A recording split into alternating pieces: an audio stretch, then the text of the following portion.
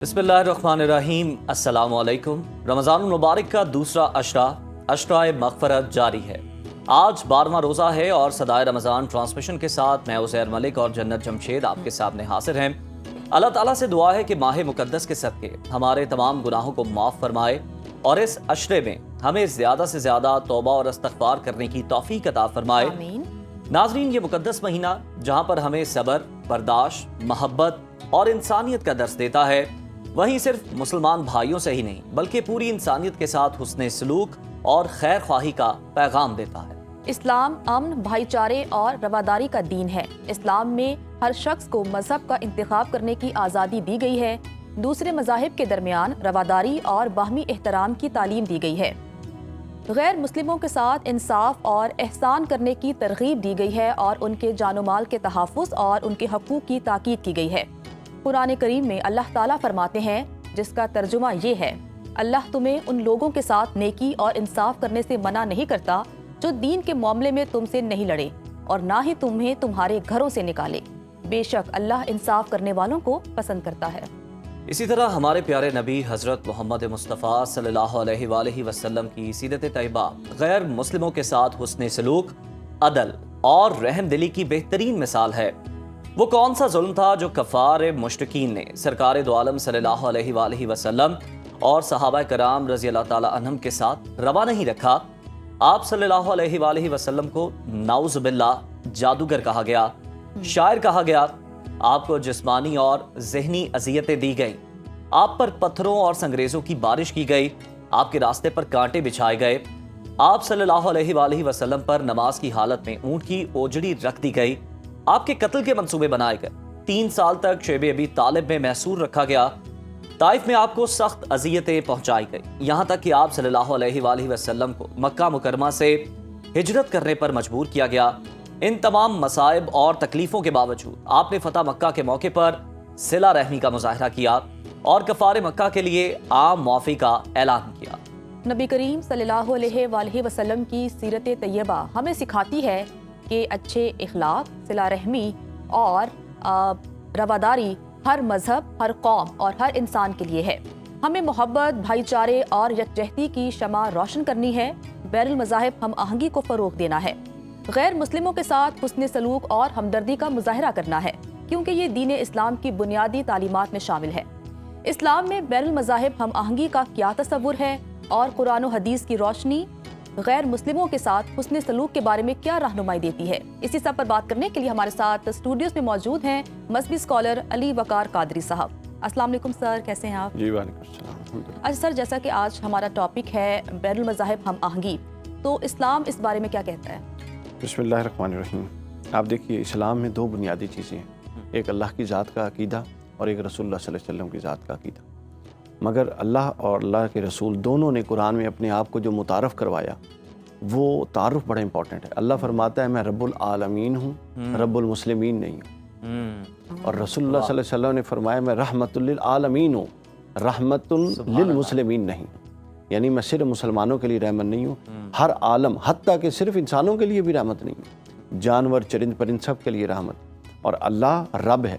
रब कहते हैं जो ग्रेजुअली परवान चढ़ाता है, पालने वाला हम आम तर्जुमा करते हैं, लेकिन इसका टेक्निकल मीनिंग ये है जो स्टेप बाय स्टेप पालता है। उसने आपको पाला, आप पैदा हुए तो इस स्टेज में तो हम नहीं थे ना जहाँ अब हैं, उसने ग्रेजुअल यहाँ पहुँचाया। ये बिल्डिंग बनती है तो एक ईंट रखने से तो नहीं बन गई। तो पूरी कायनात में शान रबूबियत जारी है। तो ये शान रबूबियत जिस तरह एक मुसलमान पर जारी है, उस तरह काफिर पर भी जारी है। तो अल्लाह ने उसको भी अपने दामे रहमत से खारिज नहीं किया हुआ। हाँ, अलबत्ता अल्लाह की मंशा ये है कि हर एक पर हक है कि वो अल्लाह के पैगाम को समझे, गौर खौज करे और बग़ैर किसी जबर व इकरा के, बग़ैर किसी प्रेशर के उसकी तरफ आए, उसको कबूल करे। अच्छा अली साहब, कुरान और हदीस की रोशनी में अगर हम देखें तो गैर मुस्लिमों के साथ हुस्ने सलूक के बारे में हमें क्या रहनुमाई मिलती है और किस तरह सरकार के दौर में, सल्लल्लाहु अलैहि वसल्लम के दौर में उनके हुकूक का तहफ़्फ़ुज़ किया गया? क्या अमली इक़दामात थे? कोई मिसाल भी ज़रा हमारी नाज़रीन के सामने रखिए ताकि उससे सीख सकें, रहनुमाई ले सकें। जी बिस्मिल्लाहिर्रहमानिर्रहीम। बहुत सारी मिसालें। रसूलुल्लाह सल्लल्लाहु अलैहि वसल्लम जिस तरह की ट्रीटमेंट और जिस तरह के हकूक़ एक मुसलमान को देते थे, उसी तरह के गैर मुस्लिम को देते। हत्ता कि एक दफ़ा हज़ूर की बारगाह में एक फ़ैसला आया, मुसलमान और यहूदी के दरमियान एक तनाज़ा था, लड़ाई थी। तो अब हुजूर ने दोनों को सुना फैसला यहूदी के हक़ में किया, यानी जो आपका कलमा पढ़ता था उसके ख़िलाफ़, और उस यहूदी जो आपका मुनकिर था और आपको नबी नहीं मानता उसके हक़ में किया। इससे दो चीज़ें साबित होती हैं, एक तो इस्लाम का तसव्वुर अदल क्या है, दूसरा ये कि नबी अकरम सल्लल्लाहु अलैहि वसल्लम गैर मुस्लिमों के लिए कैसे उनके हकूक़ के लिए खड़े होते।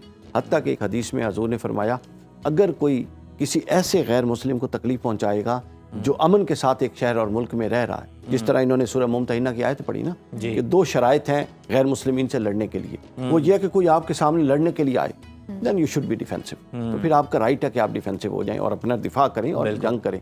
और अगर किसी बंदे ने आपके खिलाफ लड़ने में, आपको घर से शहर से निकालने में किसी की मदद नहीं की, तो उसका मजहब दीन मसलक उसके साथ है। सर हम तो अखलाकी गिरावट की सतह पे हैं, हम तो गैर मुस्लिम और मुस्लिमीन का डिस्कस कर रहे हैं। हमारे यहाँ तो रोला ये बन गया कि हम तो दूसरे मसलब के बंदे को मुसलमान नहीं समझते और उससे हाथ मिलाने को नहीं समझते और पूरी बुग़्ज़ और मुनाफ़क़त से काम लेते हैं कि ऊपर से ज़ाहिर नहीं करते, अंदर से समझते हैं कि वो गुमराह है।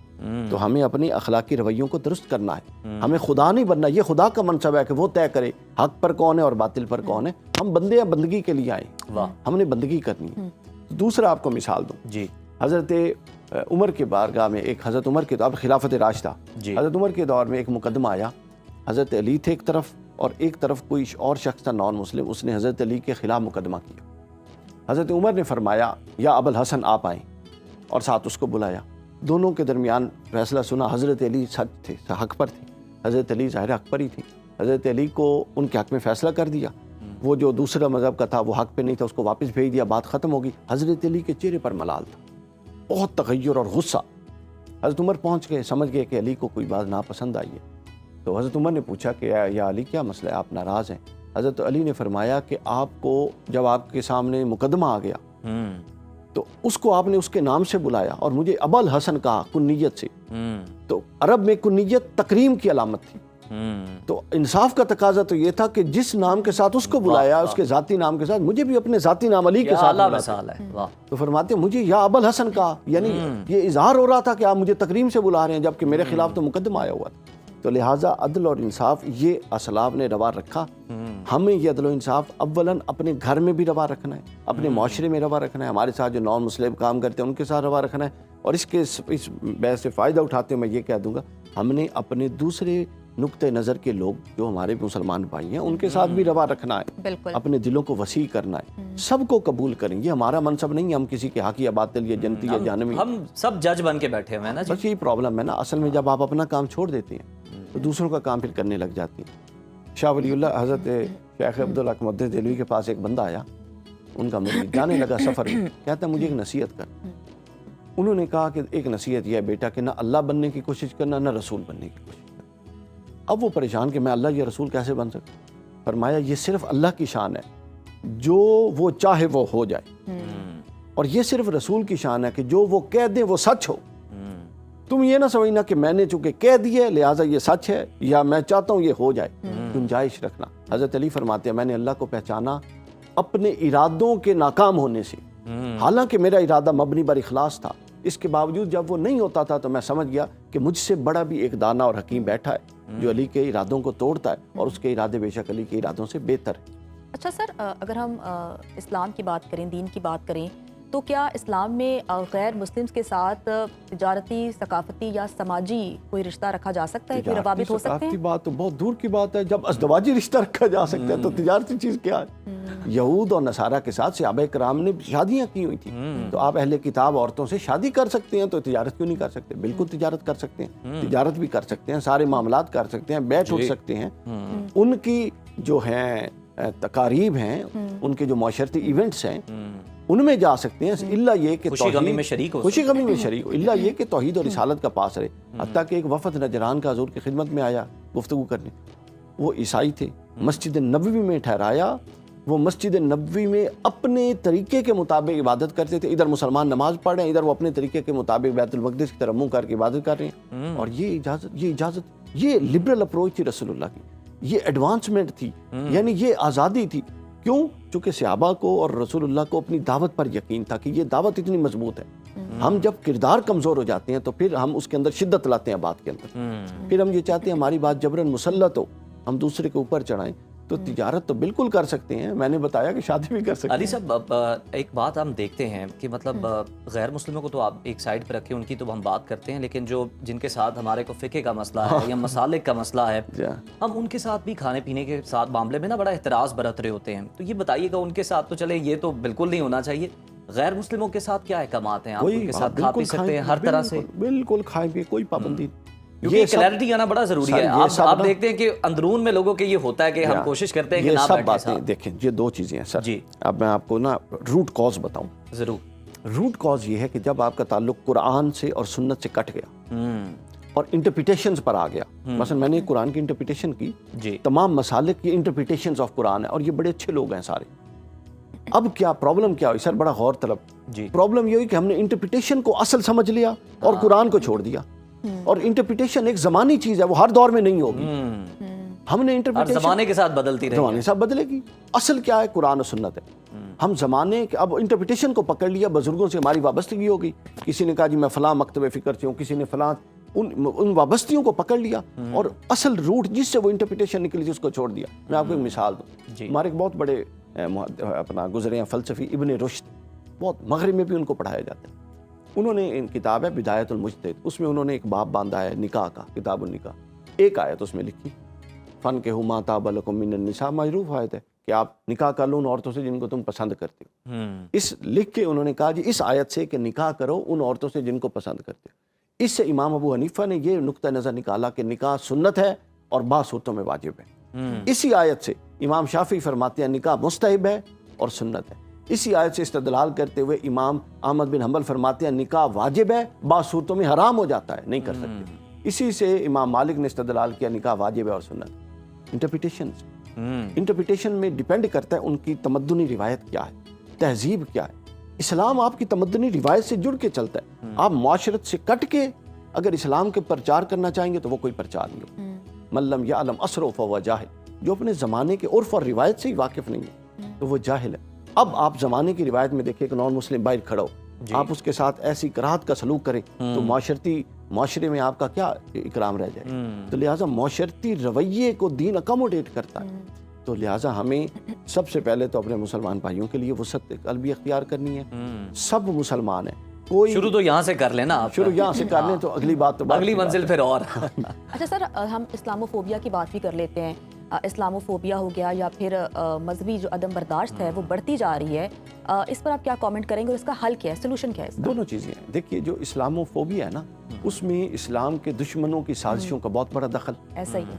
और उसमें इस्लाम के वकील जिन्होंने इस्लाम का मुकदमा सही तौर पे पेश नहीं किया उसका बहुत बड़ा दखल। ये बड़ी इंपॉर्टेंट बात मैंने की। इस्लाम के वो वकील जिन्होंने इस्लाम का मुकदमा सही तौर पे पेश नहीं किया उनकी बहुत बड़ा कसूर। मसलन इस वक्त यूरोप में एक वो शख्स जो एक आज़ाद, खुशहाल, फाइनेंशियली हर हवाले से सेटल्ड, पुरअमन ज़िंदगी गुजारे और माशरे में रहता है, उसको आप कहें यार ये इस्लाम कबूल करो जन्नत में जाओगे, वो कहेगा न तुम्हारे पास मुईशत, न तुम्हारे पास माशरत, आयरो धमाके, न तुम्हारे पास अमन, तुम एक दूसरे को कबूल नहीं करते, तुम्हारे पास क्या इंप्रेसिव है कि मैं वहाँ सब कुछ छोड़ के तुम्हारे पास। तो मिसाल सेट करे ना। This is the problem.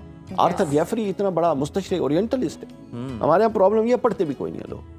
Orientalist है, वो कहता है कि अगर मुसलमान, इस्लाम सबसे अच्छा दीन है तो फिर मुसलमान को सबसे अच्छी कौम होना चाहिए था। और दूसरा उसने एक चैप्टर बांधा, वो कहता है कि जो दीन प्रॉफिट मोहम्मद लाए थे और जिस दीन के मुसलमान इस वक्त मानने वाले, कहते हैं इन दीन में बड़ा फ़र्क है, ये दो अलग अलग दीन है, ये एक दीन नहीं है, हमें इस पर गौर करना है। तो लिहाजा इस्लामोफोबिया में एक तो हमने दुश्मन की साजिशों का इंटेलेक्चुअली जवाब देना है, एग्रेसिवली नहीं देना, एटीएम मशीनें नहीं तोड़नी, और दूसरा हमने अपनी प्रेजेंटेशन को बेहतर करना है। हर दौर की देखिए एक इल्म की प्रेजेंटेशन होती है जी। इस वक्त जो इल्म की अप्रोच दुनिया में वर्ल्ड वाइड चल रही है वो लॉजिकल अप्रोच है, वो रीजनिंग के साथ है। तो आप तहम्मुल के साथ, रीजनिंग के साथ अपना मुकदमा पेश करें, मुसल्लत मत करें।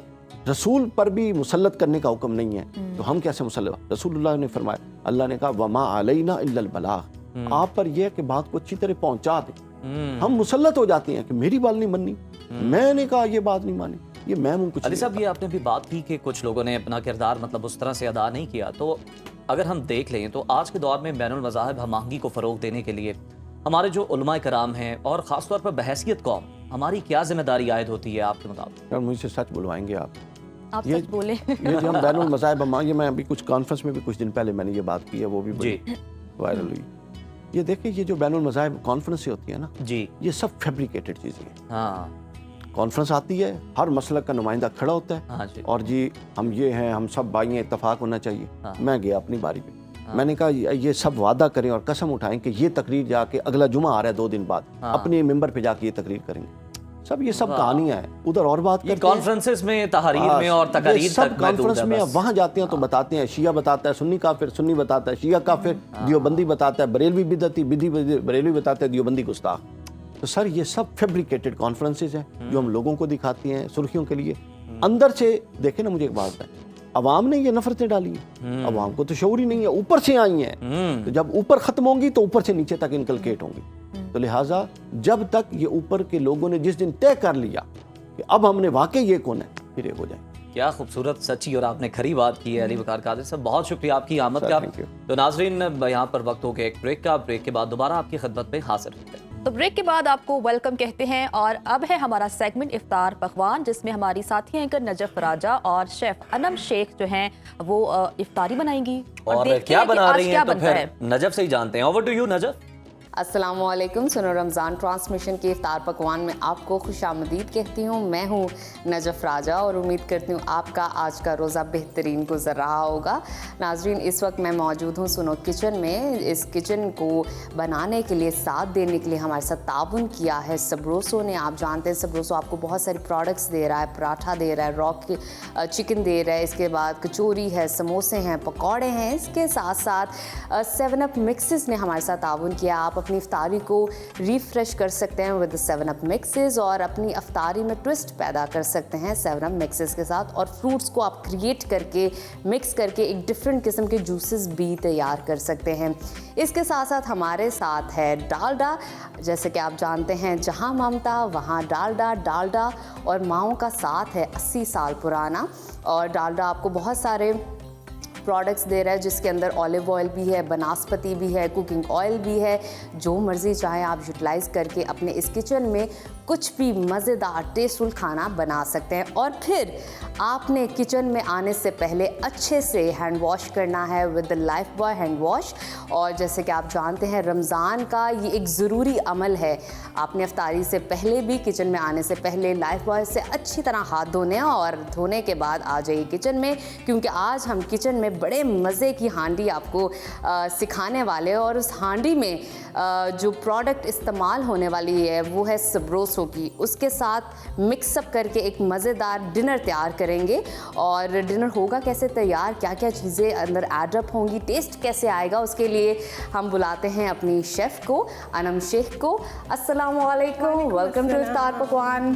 कैसी हैं अनम? बिल्कुल ठीक है, आप कैसे हैं? ज़बरदस्त। क्या मिक्स करके बनाने वाली हैं आप? जी बिल्कुल। आज रेसिपी स्टार्ट करने से पहले मैं एक काम करूंगी, जो कि है आग लगाना। और आग लगाएंगे क्योंकि हल्के से लगाइए। जी, आग लगा दी हमने फिल वक्त चूल्हे को। और इसमें जो है नजफ, आप पहले ऑयल ऐड कर दें, ताकि मुझे इसके अंदर बेसिकली ऑयल का टेम्परेचर जो है थोड़ा ज़्यादा गर्म चाहिए, क्योंकि जब मैं इसके अंदर प्रोडक्ट अपनी ऐड करूँगी तो वो राइट वे हो जाएगा। बस ओके। तकरीबन हम इसके अंदर 1/3 कप के करीब जो है वो यूज़ कर रहे हैं ऑयल का। आप चाहें तो अपने हिसाब से इसको अप एंड डाउन कर सकते हैं। जितनी क्वांटिटी बढ़ती जाएगी उतनी ऑयल की क्वांटिटी भी ज़्यादा होती जाएगी। तो जब मैंने ऑयल तो डलवा दिया, लेकिन ये नहीं अभी तक बताया कि बन क्या रहा है। तो आज हम बनाने जा रहे हैं सबरोसो के कबाब मसाला, जो बेसिकली सबरोसो ने एक हमें बड़े ही ज़बरदस्त से सीख कबाब दिए हुए हैं, तो उसके साथ हम बनाएंगे आज कबाब मसाला। इससे ज़्यादा जो है मेरा नहीं ख्याल कि कोई भी कोई हम काम कर सकते हैं। अच्छा। और देखें, हमने ऑयल डाल दिया है और डालडा का ऑयल डाला है, क्योंकि आप जानते हैं जहाँ ममता वहाँ डालडा। डालडा और माओ का साथ है 80 साल पुराना, बहुत ट्रस्टफुल बॉन्ड है। और इसके साथ साथ आपको बताती चलूँ, ना बदले ज़माना ना बदला डालडा।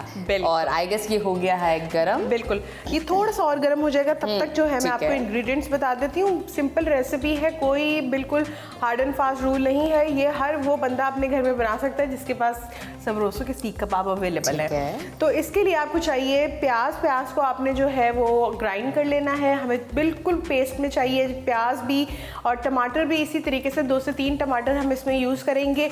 उसको आप अच्छी तरीके से ब्लेंड कर लें, स्किन रिमूव करने की ज़रूरत नहीं है क्योंकि वो ऑलरेडी ब्लेंड हो जाएंगे। ठीक है। उसके बाद हम इसके अंदर ऐड करेंगे जिंजर गार्लिक पेस्ट, साथ में इसमें स्पाइसेस जाएंगे। स्पाइसेस में नमक है, लाल मिर्च पाउडर है, कुटी हुई लाल मिर्चें हैं, थोड़ी सी हल्दी है, साबुत सूखा धनिया है और ज़ीरा है। साबुत सूखा धनिया और ज़ीरे का एक चीज़ में ये फ़ायदा आता है कि उससे जो है आपका जो एक तो खाने की जो लज्जत है वो 2 टाइम्स ज़्यादा हो जाती है और फ्लेवर बहुत अच्छा आता है। इस टाइम में बेशक आप इन दोनों को, ज़ीरा और साबुत सूखे धनिया को आप जो है हल्का सा ड्राई रोस्ट करके भी आप इसके अंदर ऐड कर सकते हो, ठीक उसका भी है, बड़ा अच्छा ठीक फ्लेवर है। आएगा।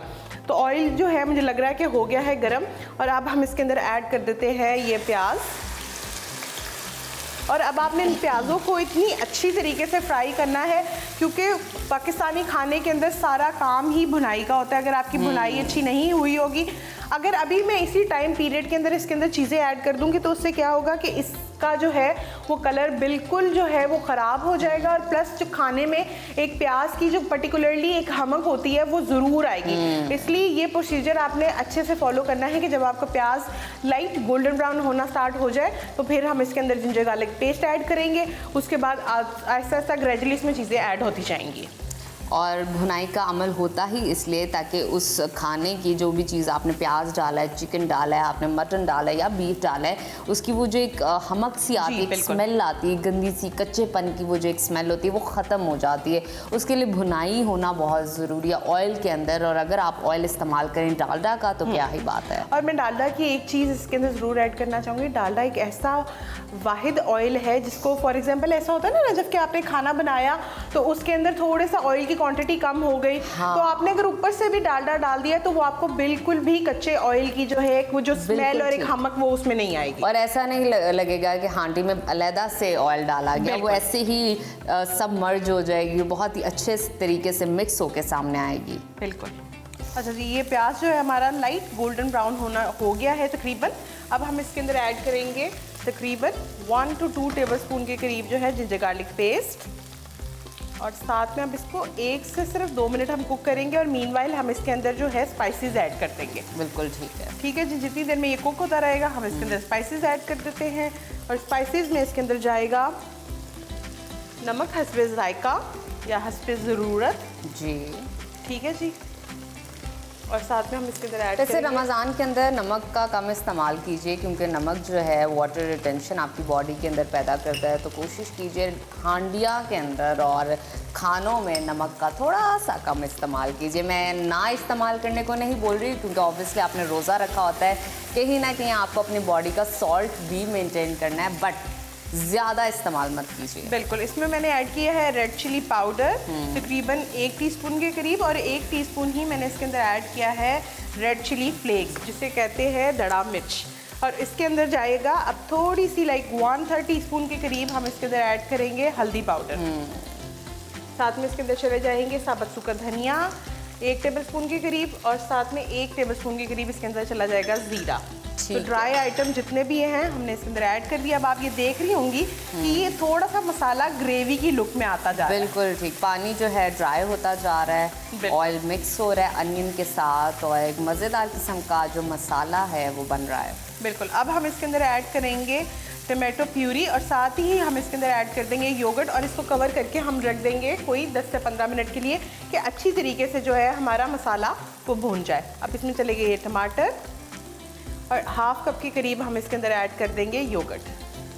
बिल्कुल ठीक। अब आपने इसको जो है, इसमें पानी की हमें बिल्कुल एज इन ज़रूरत नहीं है, लेकिन अगर हमें थोड़ी बहुत ज़रूरत होगी तो हम इसके अंदर ऐड कर लेंगे, लेकिन फिल वक्त जो है हमें बिल्कुल भी ज़रूरत नहीं है। और इसको मिक्स कर देंगे। जी बिल्कुल, इसको मिक्स करेंगे अच्छी तरीके से, और फिर हम इसको कवर करके रख देंगे 10 से 15 मिनट के लिए, ताकि अच्छे से जो है हमारा मसाला एक दफ़ा जो है वो भून जाए। अब आप देखें कि प्याज को अगर हम उस वक्त फ्राई ना करते तो इस वक्त जो है प्याज का जो कच्चापन है वो ख़त्म नहीं होना था, और आपके मसाले के अंदर जो है भरपूर तरीके से वो प्याज का एक स्मेल जो है वो पर्टिकुलरली वो आनी थी। तो अब इसको कर देते हैं कवर, और इसको फिर हम पकने के लिए छोड़ देंगे 10 से 15 मिनट के लिए। बिल्कुल ठीक। हमारा जो मसाला है वो बन रहा है, स्टीम में था, और आई गेस उसको एक दफ़ा मिक्स अप कर लेते हैं कि क्या सूरत हाल है। और फिर सूरत हाल बहुत अच्छी है, बेहतरीन है, एकदम ताज़ा है। अभी जो है ऑयल आना इसके ऊपर स्टार्ट हो गया है, और साथ साथ जो है हमें बेसिकली इसको बिल्कुल ड्राई करना है। इसमें जितना भी पानी का कंटेंट है हमें उसको ड्राई करना है। बिल्कुल ठीक है। जरा बच के, क्योंकि स्प्लैशेस होंगे इससे। एग्जैक्टली। तो आप इसको कवर कर दें, यहाँ पे ये बनता रहेगा। अब हम ताकि आपके कपड़े भी बच सके। बिल्कुल। और वैसे तो आप एप्रन का इस्तेमाल कीजिए किचन में, जो कि बेहतरीन हल है। अब हम ड्रिंक की जानिब चलते हैं, क्योंकि इस डिनर के साथ स्पेशली एक ड्रिंक और मज़ेदार फ्रूटी ड्रिंक बनता है, जो कि हम बनाएंगे 7 अप मिक्सेस के साथ। और जैसे कि मैंने आपको आगाज़ में भी बताया था, 7 अप मिक्सेस से आप अपनी इफ्तार को कर सकते हैं रिफ्रेश, और उसमें ट्विस्ट पैदा कर सकते हैं। बिल्कुल। आज हम बनाने जा रहे हैं 7 अप के साथ। 7 अप के साथ हम एक ज़बरदस्त सा फ्रूट का इनकॉर्पोरेट करने लगे। तो जो की रेसिपी है वो है जी पाइनएप्पल मार्गरीटा। पाइनएप्पल की आप फ्रेश पाइनएप्पल भी यूज़ कर सकते हैं, टिन पाइनएप्पल भी आप इसमें यूज़ कर सकते हैं। 1 कप के करीब हम इसके अंदर जो है वो पाइनएप्पल डालेंगे। आप चाहे तो इसका जूस भी ऐड कर सकते हैं, ऑप्शनल है, आपकी अपनी मर्ज़ी है। डालना चाहे तो डाल लें, स्किप करना चाहे तो स्किप कर लें। उसके बाद हम इसके अंदर ऐड करेंगे बिल्कुल थोड़े से जो है मिंट। बेसिकली हमें जो है ज़्यादा फ्लेवर जो है अपने पाइनएप्पल्स का ही चाहिए। साथ में हम बिल्कुल इसके अंदर ऐड करेंगे चिल्ड वाटर। ऑलराइट, ताकि वो एक स्लश सा क्रिएट हो जाए। और बिल्कुल थोड़ी सी मैं इसके अंदर ऐड करूंगी शुगर, क्योंकि आपको पता है पाइनएप्पल ऑलरेडी बहुत मीठे होते हैं, सिट्रस होता है थोड़ा सा। बिल्कुल। और आप अगर मुझे वहाँ से सॉल्ट दे दें। जरूर। और अब हम इसके अंदर, आप चाहें तो व्हाइट सॉल्ट के बजाय इसमें पिंक सॉल्ट भी ऐड कर सकते हैं, या ब्लैक सॉल्ट भी ऐड कर सकते हैं। बिल्कुल, ये ऑप्शनल है। और शुगर भी आप थोड़ी सी अपने मुताबिक कर सकते हैं। ब्राउन शुगर, स्टीविया भी ऐड कर सकते हैं, हनी भी ऐड कर सकते हैं। एग्जैक्टली। और अब इसको करेंगे अच्छी तरीके से ब्लेंड।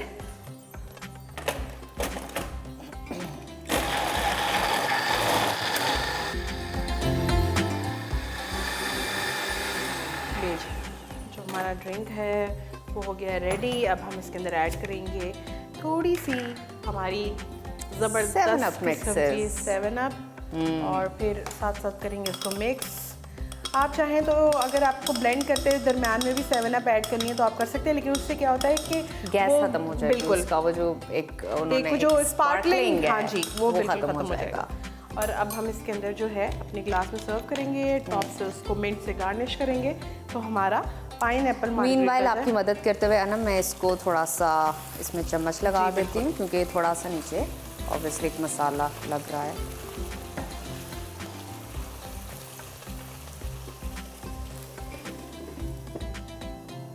और ये जो है हमारा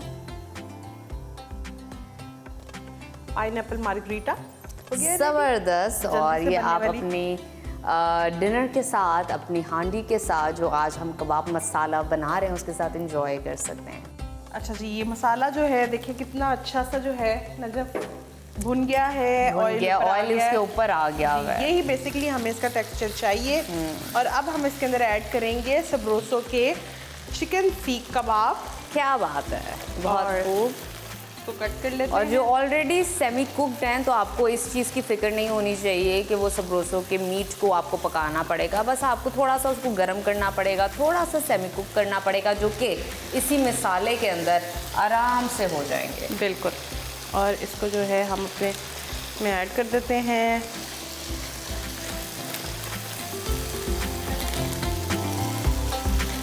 तरीके से सारे इसके अंदर चले जाएंगे और इसको कर देंगे डस्टबिन में।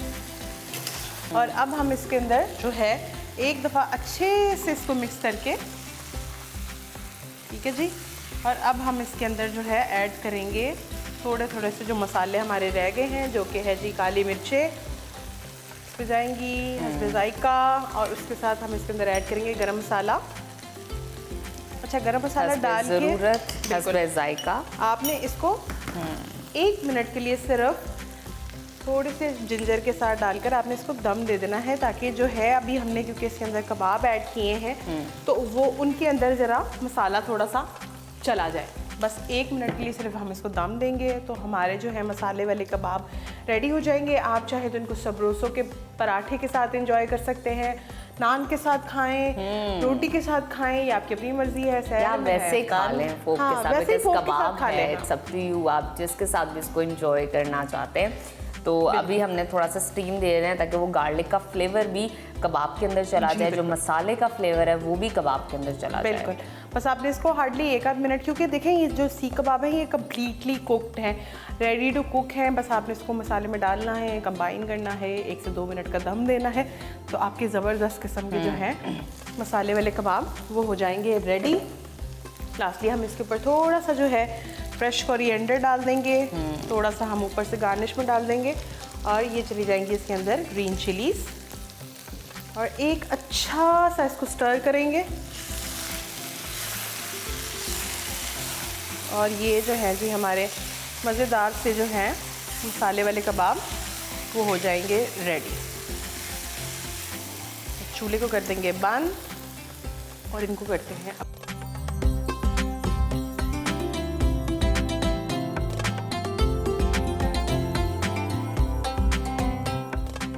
और इसको करेंगे डिश आउट। हमने डिश का इंतखाब किया है वाइट जी, ताकि आपका जो कबाब मसाला है बहुत प्रोमिनेंट हो डिश के ऊपर, और ग्रीन का जो कलर है वो भी अच्छा लगे। बिल्कुल। और ये जो है हम इस तरीके से अपने कबाबों को निकाल लेंगे और आप इनको सर्व करें, मज़े से एंजॉय करें, अपनी मर्ज़ी की नान रोटी के साथ आप खाएं, अफ्तार में खाएं या सहर में खाएं, और बहुत ही लाइट वेट होंगे ये। बिल्कुल ठीक, बहुत खूबसूरत और बड़े मज़े की खुशबू आ रही है, यकीन जाने नाज़रीन। इस तरीके से हम इसको जो है थोड़े से ग्रीन फ्रेश कोरिएंडर के साथ गार्निश कर देंगे।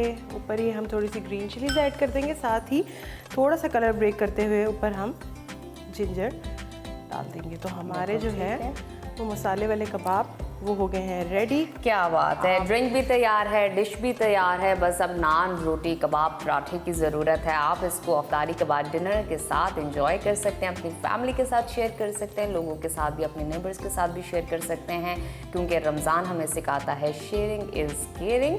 तो हमें आज के एपिसोड की तरफ से दीजिए इजाज़त। कल आपसे दोबारा मुलाकात होगी सोनो किचन के अंदर, जहाँ हम आपको मज़ीद मज़े की रेसिपीज़ आपके साथ शेयर करेंगे। अपना बहुत सारा ख्याल रखिए।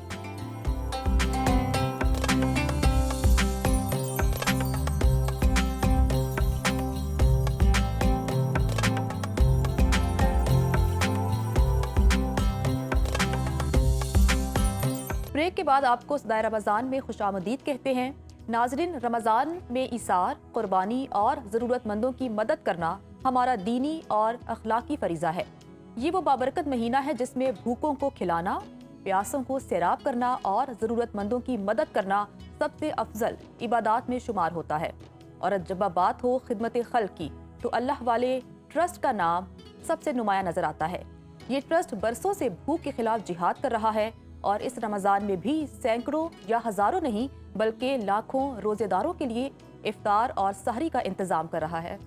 ये इदारा न सिर्फ रोज़ाना हज़ारों अफराद को पका पकाया खाना फराहम करता है, बल्कि यतीम खानों, अस्पतालों, पसमानदा इलाकों, हत्ता कि स्कूलों में भी खाने की तरसील को यकीनी बना रहा है।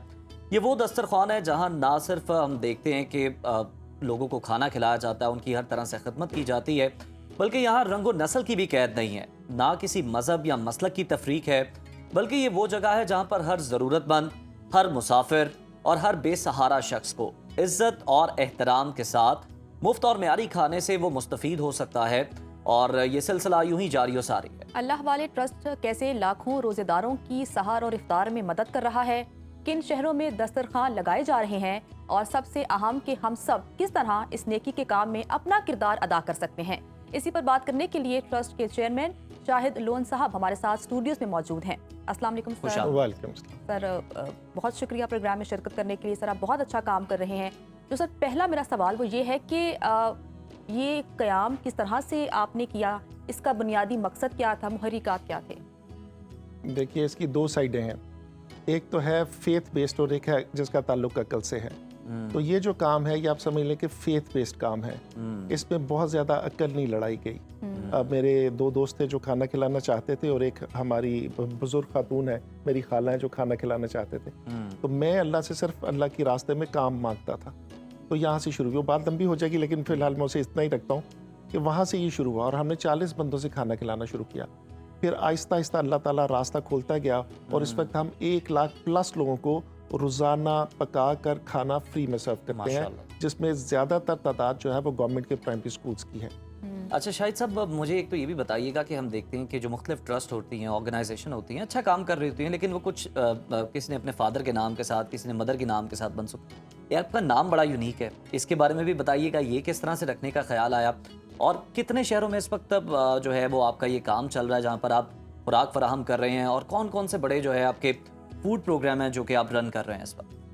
अच्छा, पहले तो यह है कि जब हमने दस्तरखान शुरू किया तो हम उसे बेनाम रखना चाहते थे। अच्छा। तो पहले साल 2 साल तो हमने उसे बस लिखा कि जैसे कह लें आप क्या उसे बोलते हैं, फ्री दस्तरखान, आप समझ फ्री लीजिए। दस्तरखान, हाँ, ठीक है। हमने या फी सबीलिल्लाह जो फी सबीलिल्लाह ही कहना चाह रहा था। तो हमने ना जी इफ्तार फी सबीलिल्लाह से शुरू किया, फिर वो सारा साल कंटिन्यू रहा। हाँ। तो उसके बाद जब हमने कोई जगह लेनी थी तो उसके लिए उन्होंने कहा कि आप लोगों का नाम क्या है। तो जब हमने देखा कि ये जो है फलां ऑर्गेनाइजेशन का है, ये फलां बंदे के नाम का है, तो हमने कहा ये जो हम काम कर रहे हैं किसका है? तो हमने कहा ये तो अल्लाह का है। तो पहले हमने कहा कि अल्लाह वाला ट्रस्ट कर दें।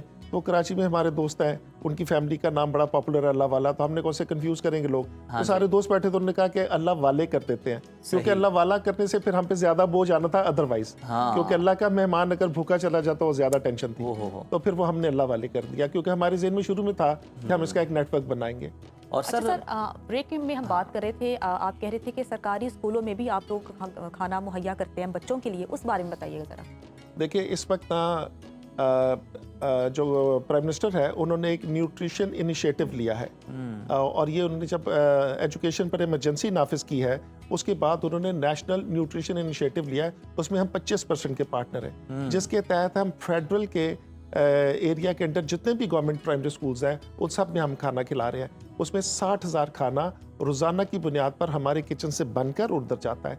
अच्छा, ओवरऑल जो है वो हम हैं लाहौर, फैसलाबाद, इस्लामाबाद, गिलगित, चलास और स्कर्दू में। तो ये 6 शहरों में हम हैं और ये हम इसके इनिशिएटर हैं। इससे पहले हॉट मील जो है ना, उसका चैलेंज किसी ने नहीं लिया। तो हम पहले हैं जिन्होंने कि एक फायरलेस किचन बनाया है। वो टेक्नोलॉजी में बड़ा एडवांस है और टेक्निकली एडवांस है। अब वो हमने उसको वो जो है इम्प्लीमेंट किया है और अब दूसरी एनजीओज को हम उस पर फ्री कंसल्टेंसी दे रहे हैं, बल्कि उनको वैसे किचन्स बनवा के दे रहे हैं। जो हमारा किचन है लाहौर का, वो 75,000 मील जो है वो पर सेशन बनाने की कैपेबिलिटी रखता है। हमारी एक एक जो वेसल है, कुकिंग वेसल जो है, वो 400 केजी चावल पका सकती है। और अभी हमने एक नई बनाई है, वो 800 केजी चावल बना सकती है।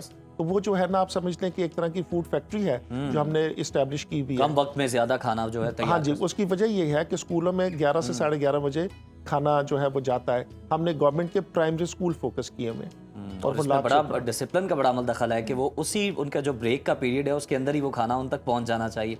अच्छा सर, एक तो हमें ये बताइएगा कि बड़ा अच्छा आप काम कर रहे हैं, प्राइमरी तक आप जो है खाना भी दे रहे हैं। मेल न्यूट्रिशन का बड़ा मसला है हमारे यहाँ पंजाब में। अगर आप देखें तो क्या आपके पास कोई अदाद शुमार आए हैं कि कितने बच्चे हैं जो शिकार हैं इसका?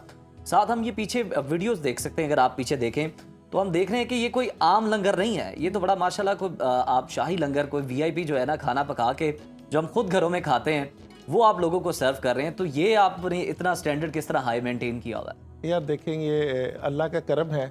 जब आपके डोनर्स जो है उनके दिल अल्लाह बदल देता है, तो उसी लिहाज से आपके पास ज्यादा पैसे आते हैं। और नॉर्मली भी जो हम लंगर बनाते हैं वही लंगर मैं भी खाता हूँ रोजाना। हमारा सारा स्टाफ भी हम वही खाना खाते हैं जो कि हम लोगों को देते हैं, लोगों को खिलाने के बाद।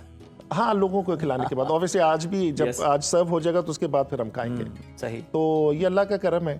ये क्या इसमें क्या सर, मुस्तकबिल के क्या प्लान है आपके, और किन किन शहरों में आप जाना चाहते हैं? देखिए, इस वक्त जो है ना हम 78 लोकेशंस पे हैं सर्व कर रहे, और 15 शहरों में हैं। और इसमें हमारा पाकिस्तान बैतुल माल पार्टनर है इस दफ़ा। पिछले साल हमने कोई 1,17,000 लोगों का इफ्तार और सहर करवाया था। इस दफ़ा जो है वो 10 लाख पे चला गया। तो अल्लाह ताला इस तरह से बरकत डाल रहा है। दूसरा सवाल आपने क्या किया इसके बाद? मजीद किन शहरों में इस मंसूबे को आप शुरू अच्छा, करने जा असल रहे हैं? में जो हमारा फोकस है वो क्योंकि एजुकेशन है, और एजुकेशन में ये है कि हम चाहते हैं कि पूरा मुल्क जो है वो इसको फॉलो करे। हमने एक मॉडल बना के चला दिया है और इसके जितने भी की परफॉर्मेंस इंडिकेटर्स हैं वो सारे के सारे एजुकेशन सिस्टम में इंप्रूव हो गए हैं। तो एक तरह से मॉडल सोल्यूशन हमने प्रोवाइड किया है, जैसे पहले पाकिस्तान में किसी ने अटेम्प्ट नहीं किया था।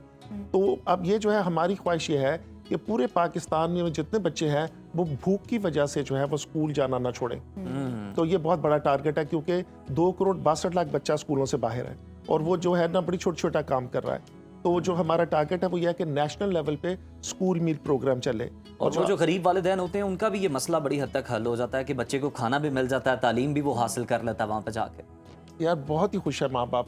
आप ये यकीन करेंगे कि लोग ऐसी दुआएं देते हैं, जो औरतें फैक्ट्री में काम करती हैं उनको ये परवाह नहीं होती कि बच्चे ने दोपहर का खाना खाना है, और अगर नाश्ता नहीं किया होता तो उनको परवाह नहीं होती। और जो लोगों के घरों में काम करती हैं उनको भी ये परवाह नहीं होती, अगर कोई बीमार है तो उनको भी परवाह नहीं होती। हमारे जहाँ जहाँ प्रोग्राम चल रहे हैं ना खाने के, वहाँ पर लोग अपने छोटे बहन भाई साथ ले आते हैं, बल्कि जिस दिन छुट्टी होती है उस दिन, यानी जिस दिन वो छुट्टी करते हैं उस दिन भी अपना खाना लेने के लिए बर्तन लेकर आ जाते हैं। तो बहुत ही सक्सेसफुल। अच्छा शायद साहब, हम तो चाहते हैं कि ज़्यादा से ज़्यादा इस प्लेटफॉर्म के तवस्सुत से लोग जो हैं वो आपके साथ जुड़ें और हिस्सा बने, डोनेट करें।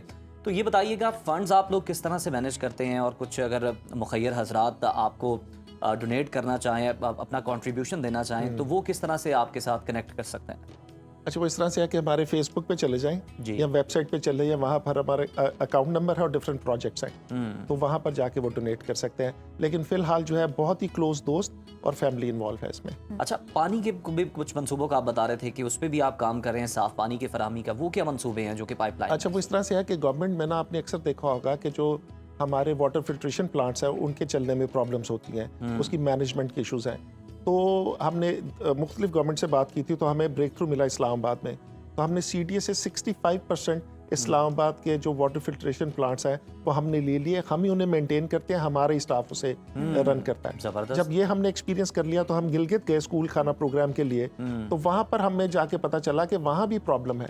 तो वहाँ तक अब मेरा, क्योंकि वो हमें एक्सपीरियंस हो गया हुआ था, जी। तो गिलगित का पूरा शहर मैंने उनसे ले लिया। तो गिलगित का पूरा शहर अभी 1.5 साल हो गया है, हमने उनको चला के दिखाया। तो माजरत के साथ शायद साहब यहाँ ये भी कहना पड़ता है ना कि हुकूमत मसला हल नहीं करती, मसले को जड़ से ख़त्म कर देती है। अब ये रिपोर्ट आई थी कि जनाब ये फिल्ट्रेशन प्लांट गवर्नमेंट ने लगाए, फिर बंद कर दिए, वजह ये आई कि जनाब हम मेंटेन नहीं कर पाएंगे। तो बड़ा अच्छा होगा आप जैसे लोग अगर उसे मेंटेन करेंगे तो लोगों को साफ पानी मिलता रहेगा। सर लास्टली मेरा ये क्वेश्चन आपसे है कि जिस तरह दूर दराज के राजनपुर है, पसमानदा इलाके पंजाब के या दूसरे सूबों के, वहाँ पर भी आपको इस तरह के मंसूबे शुरू करने जा रहे हैं, क्योंकि बहुत ज़्यादा गुर्बत है, बड़ी पसमानदगी है, महरूमी है इन इलाकों में?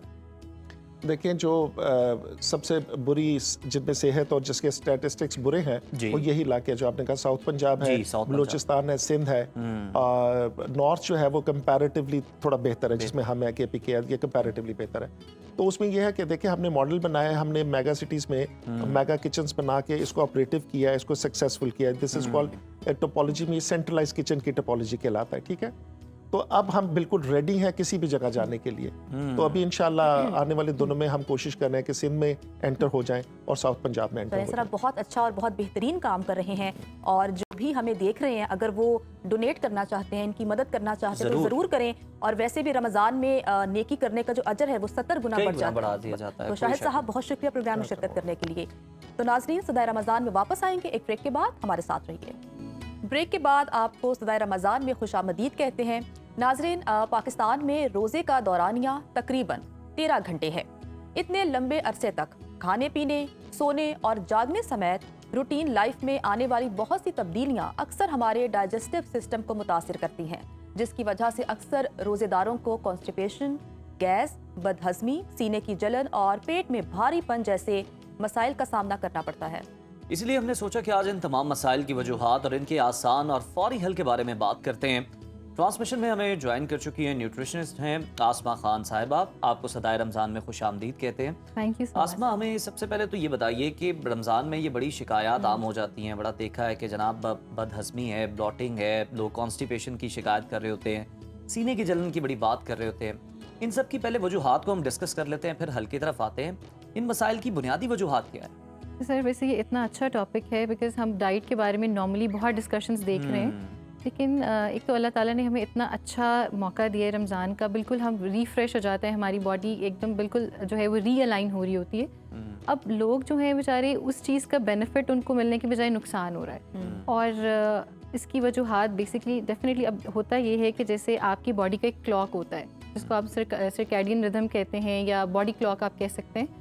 तो जब रमज़ान अल्लाह ताला ने किया इसीलिए ताकि हम रीफ्रेश हो सकें, हमारी जो बेसिकली जो सारी रूटीन है वो एकदम चेंज होती है इस रमज़ान के पीरियड में। हमारा स्लीप वेक साइकिल है, हमारी ईटिंग हैबिट्स हैं, हम उसको अपने फ़ायदे में कैसे लेके जा सकते हैं, ये चीज़ इंपॉर्टेंट है। बट हमारे जो 3 बेसिक प्रॉब्लम्स हैं जिसकी वजह से हम सब कुछ जो है वो मिसमैनेज कर देते हैं, एक तो ये है कि हमारे पास ईटिंग विंडो जो है वो बहुत शॉर्ट हो जाती है। एक तो ईटिंग विंडो शॉर्ट हो गई, ईटिंग का टाइम चेंज हो गया, जहाँ हमने मॉर्निंग में हम खा पी रहे होते थे, अब हम रात को खा रहे होते हैं। फिर जो प्रॉब्लम है वो ये है कि हम ओवर ईटिंग करते हैं, बिकॉज हम चाहते हैं कि जो हमारी ईटिंग विंडो है उसके अंदर हम जो है वो मैक्सिमम कैलोरीज जो है वो ले सकें और एनर्जी को हम मेंटेन कर सकें। और तीसरा जो बड़ा प्रॉब्लम है वो ये है कि जो टाइप ऑफ फूड्स हम कंज्यूम कर रहे हैं, जैसे हम स्पाइसी फूड्स खाते हैं, हाई फैटी फूड्स हैं।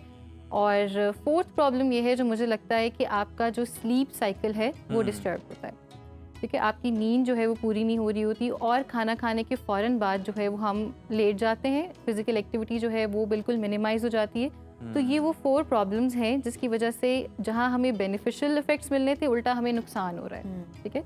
तो ये जो हमारा बॉडी क्लॉक है बेसिकली वो रिस्पॉन्सिबल होता है हर चीज़ के लिए। जैसे आपकी डाइजेशन का जो है, हमारी बेसिकली जो डाइजेशन का सबसे बेहतरीन टाइम है वो मॉर्निंग का होता है, जिसमें हमारे हार्मोन्स जो हैं वो पीक पे होते हैं, हमारी डाइजेशन बहुत अच्छी हो रही होती है, सारे हार्मोन्स, एक लूप है जो बेसिकली हमारा सेट हुआ हुआ है।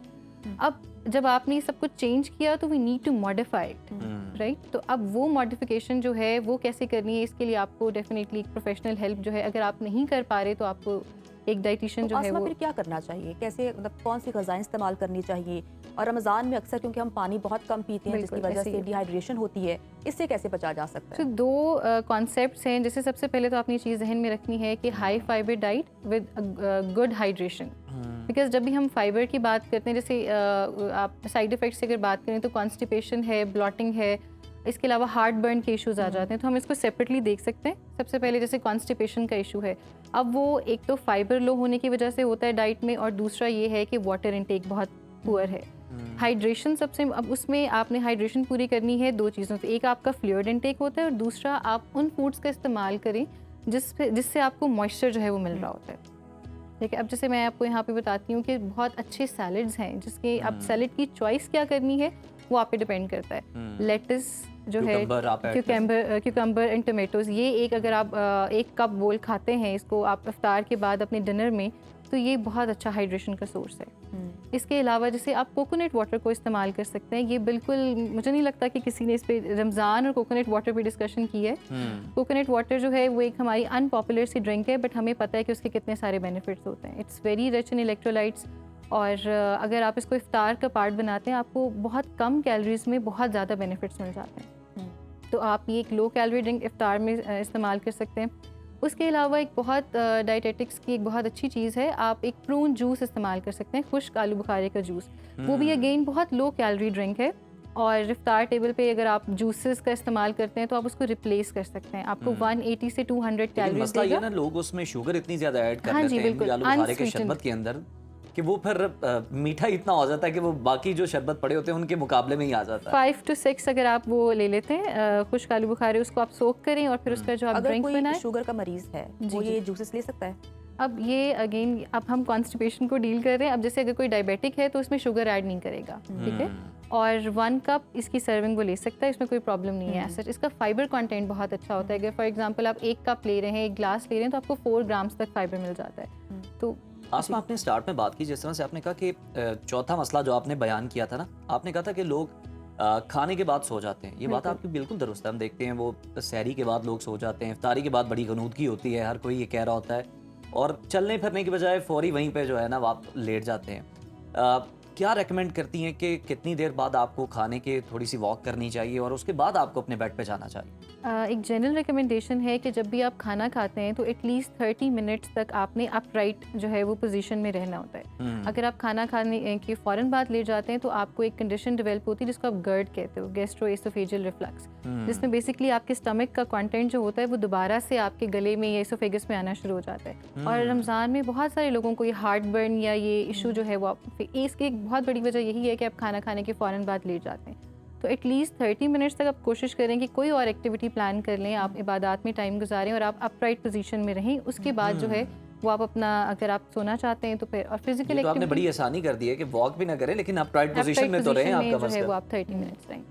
और फूड्स जो हैं जो इस कंडीशन को और वर्सन करती हैं, स्पाइसी फूड्स, जो हम इफ्तार टेबल पे हमारे स्पाइसी फूड्स और फैटी फूड्स बहुत ज़्यादा होती हैं, तो जिन लोगों को भी गर्ट का इशू है, इनडाइजेशन का इशू है, ये चीज़ें थोड़ा सा लिमिट करने की ज़रूरत है। और कैफ़ीन इनटेक, आपके जो कैफिनेटेड ड्रिंक्स होती हैं जैसे फॉर एग्जांपल टी है, कॉफ़ी है, वो रमज़ान के महीने में बिकॉज़ ऑलरेडी जो है वो आप डिहाइड्रेटेड भी हो और आपको जो है वो इस तरह के इंडाइजेशन के भी इश्यूज़ हैं, तो इन ड्रिंक्स को मिनिमाइज़ करने की ज़रूरत है। अब आप रिप्लेसमेंट पे जैसे कैमोमाइल टी जो है वो बहुत पॉपुलर हो रही है, आपको आइडिया होगा, वो रिलैक्सेशन के लिए भी बहुत अच्छी है, स्लीप भी आपकी उससे इम्प्रूव होती है और डाइजेशन भी इम्प्रूव होती है, तो वो एक रिप्लेसमेंट हो सकती है, आप वो इस्तेमाल कर अच्छा सकते हैं। आयशा, आसमा, हम एक चीज़ देखते हैं कि लोग जो है वो बड़ी एक लापरवाही कर रहे होते हैं, जिस तरह हम देखते हैं कि हमारे नबी करीम सल्लल्लाहु अलैहि वसल्लम ने भी खाने को सही तरीके से चबाने और आहिस्ता खाने का जो है हुक्म दिया है। लेकिन हम देखते हैं कि लोग चूंकि थोड़ा सा टाइम होता है, विंडो छोटी होती है, सहरी के लिए उठते हैं जनाब, इंस्टॉलमेंट में सो रहे होते हैं, उठते हैं तो वो सहरी भी फटाफट कर रहे होते हैं, इफ्तार के मेज़ पे बैठते हैं तो वहाँ पे भी जल्दी जल्दी कर रहे होते हैं। ये लापरवाही आगे चल के कितनी नुकसानदेह साबित होती है? सर अब हमें पता है प्रॉब्लम क्या है, बट हमें उसको मैनेज करना भी आना चाहिए। एक तो अभी जो हम 2-3 प्रॉब्लम्स हमने डिस्कस की, डेफिनेटली वो ओवर ईटिंग और क्विक ईटिंग की वजह से हो रही हैं। और अब अगर आपको पता है कि आपके पास ईटिंग विंडो जो है वो 1 घंटे की या कम से कम आधे घंटे की सहरी में होगी, तो आपका जो ये टाइम है क्विकली ईटिंग का प्रॉब्लम सॉल्व हो सकता है। ठीक है, आप अपनी मील को डिवाइड कर लें, एक स्केड्यूल बना लें। जैसे मैं आपको थोड़ा सा एग्जांपल दे देती हूँ। अब आप प्री सहरी में जब आप उठेंगे, आप एक फ्रूट और नट्स कंज्यूम करेंगे, फाइबर का सोर्स हो गया और आपका एपेटाइज़र हो जाएगा। उसके बाद आप सहरी जब लेंगे अपनी, तो आप एक एग रैप ले लें। लेट्स से एक आपने रोटी बनाई है, उसमें आप वेजिटेबल्स की फिलिंग और एग ऐड करें, वो आपका। उसके साथ आप एक जो है वो आप एक ड्रिंक ले लें, जैसे अगर मैंने आपको बताया कोकोनट वाटर भी यूज़ हो सकता है, जूस हो सकता है प्रून का, या वाटर इनटेक। तो अब आपने कोशिश ये करनी है कि सहरी के टाइम पे जो है वो आप अपना वाटर इनटेक जो है वो 2 कप्स पूरा करें। ठीक है, जो सहरी का टाइम है जिसमें मैंने आपको बताया कि आधे घंटे की विंडो है। इससे अगर आप पीछे डिनर पे चले जाएं तो वहाँ पे एटलीस्ट 2 ग्लास पानी आप कंज्यूम करेंगे। और फिर इफ्तार टेबल पे जो है वो आपके 4 नमाज और सारा जो इफ्तार का टाइम है 4 ग्लास आपके वहाँ पे। तो ये हम कहते हैं कि 4-2-2 रूल इसको कहते हैं कि 4 इफ्तार पे, 2 डिनर और रात के टाइम पे, और 2 फिर सहरी पे। तो ये आपका 2 लीटर पानी यहाँ पे पूरा हो गया।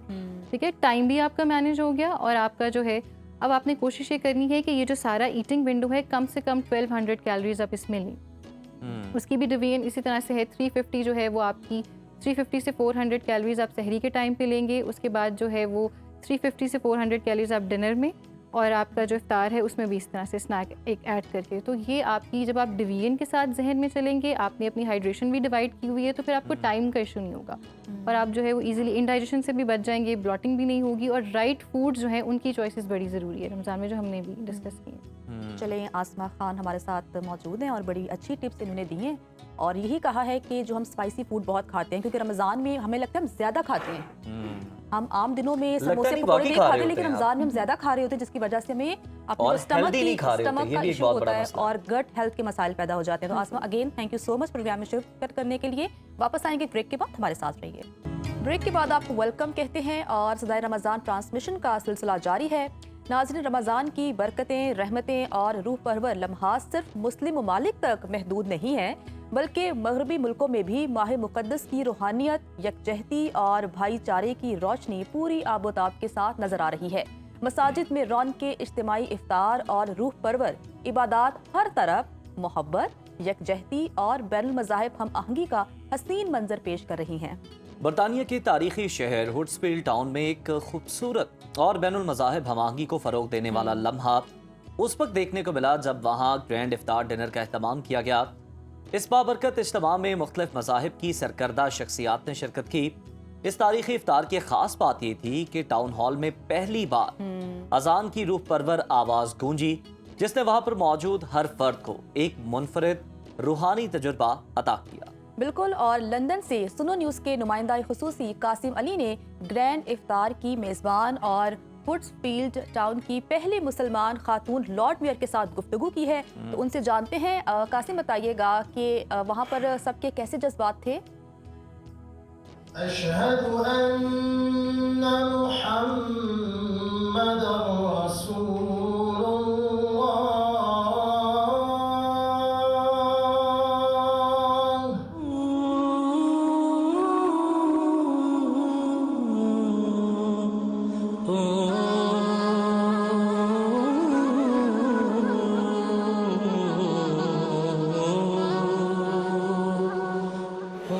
बिल्कुल आज यहाँ हडर्सफील्ड टाउन हॉल में पहली दफ़ा एक ग्रैंड इफ्तार यहाँ पर हुआ है। मेरे साथ आज यहाँ मुख्तलिफ़ मज़ाहिब के लोग इकट्ठे हुए मल्टी फेथ इफ्तार किया है। आप यहाँ की पहली मुसलमान ख़वातीन लॉर्ड मेयर भी हैं। इतनी बड़ी आज यहाँ पर तारीख रकम हुई है, इस हवाले से क्या मैसेज देंगी? आज मेरे लिए ये बहुत फ़ख्र की बात है कि एक ग्रैंड इफ्तार हमने पहली दफ़ा हडर्सफील्ड टाउन हॉल में होस्ट किया है और मैं बहुत प्राउड फील कर रही हूँ कि as the first Muslim mayor of Kirklees ये जो है ना हम होस्ट कर सके हैं। बहुत जो है ना फ़ख्र की बात है, बहुत खुशी की बात है कि हम अपने मज़हब को इस प्लेटफॉर्म पे ऐसे सेलिब्रेट कर सकते हैं। आज आप भी बड़ी इधर एक इमोशनल थी जब यहाँ इसी टाउन हॉल में आज अजान भी गूंजी, और क्या मैसेज देंगे हमारी जो कम्युनिटी है, स्पेशली जो हममांगी की आज इधर मिसाल देखने को मिली है, इस हवाले से क्या मैसेज देंगे? मैं तो यही कहूँगी कि हमें प्राउड होना चाहिए, फीलिंग प्राउडनेस की होनी चाहिए कि हम मुसलमान हैं।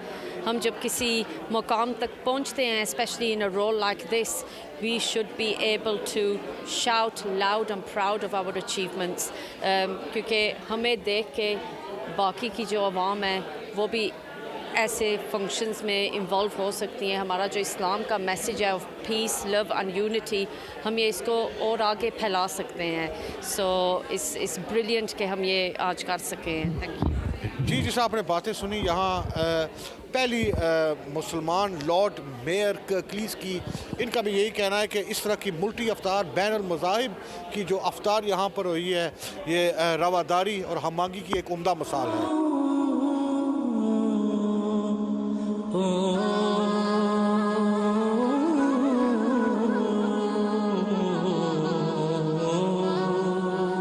तो ये कासिम अली थे जो कि हमें इफ्तार डिनर का अहवाल बयान कर रहे थे। बड़ा खूबसूरत वहाँ से मैसेज गया। नाज़रीन, आका दो जहाँ सरवर कौनैन खातिमुल अंबिया हज़रत मोहम्मद सल्लल्लाहु अलैहि वसल्लम की बारगाह अक़दस में अब वक्त हो गया गुलहाए अकीदत पेश करने का, और इसके लिए आज ये सादत हासिल कर रहे हैं सना खान मुस्तफ़ा कारी उस्मान चिश्ती साहब। जी चिश्ती साहब।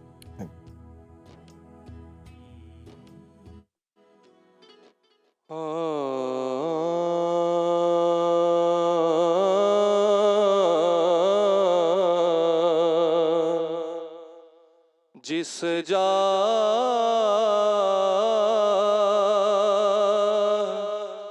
भी तेरे कुर्ब के आसार मिले हैं, मामूर तजल्ली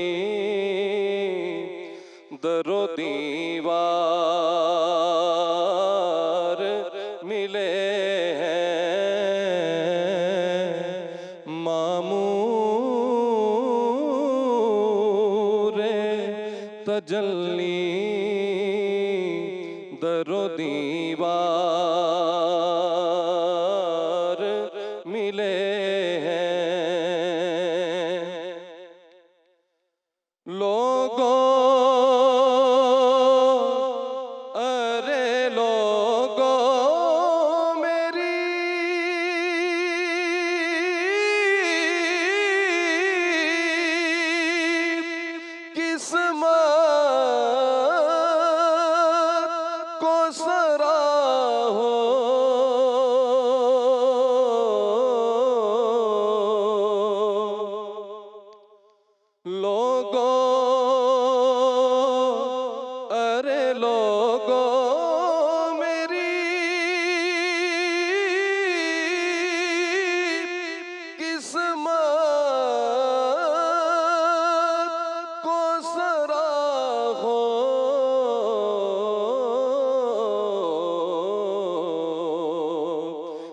सरकार मिले हैं, मुझे सरकार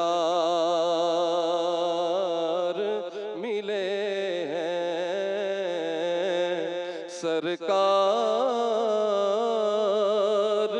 मिले हैं, मुझे सरकार मिले हैं।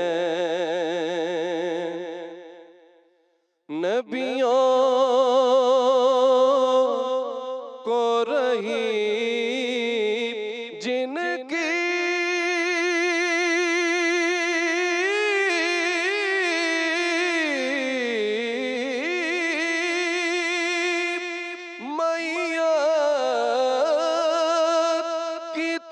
तमन्ना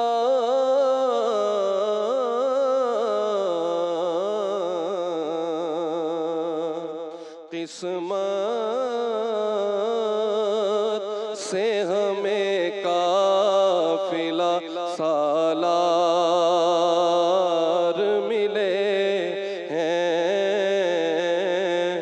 किस्मत से हमें काफिला सालार मिले सरकार मिले हैं, मुझे सरकार मिले हैं। सुबह को मिले हैं लबों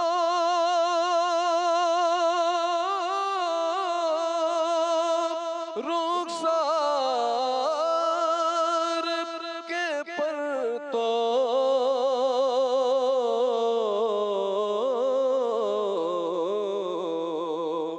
रातों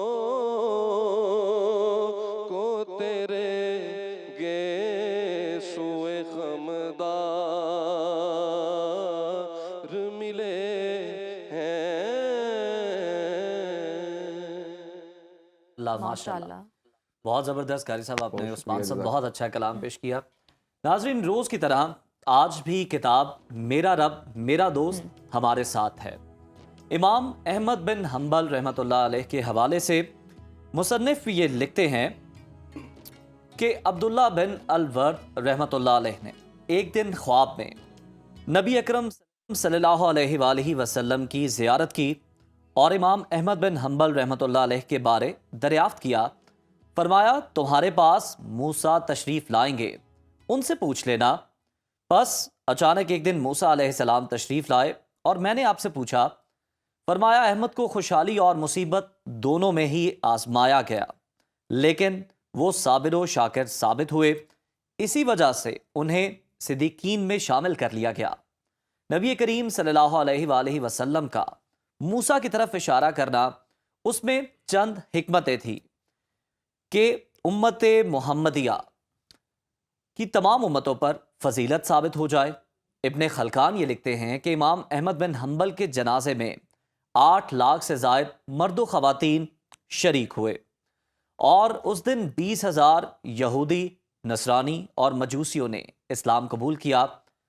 इमाम नावी लिखते हैं कि जिस सरजमीन पर जनाजा पढ़ाया गया, खलीफा मुतवक्किल ने उसकी पैमाइश कराई जो कि 25 लाख गज हुई।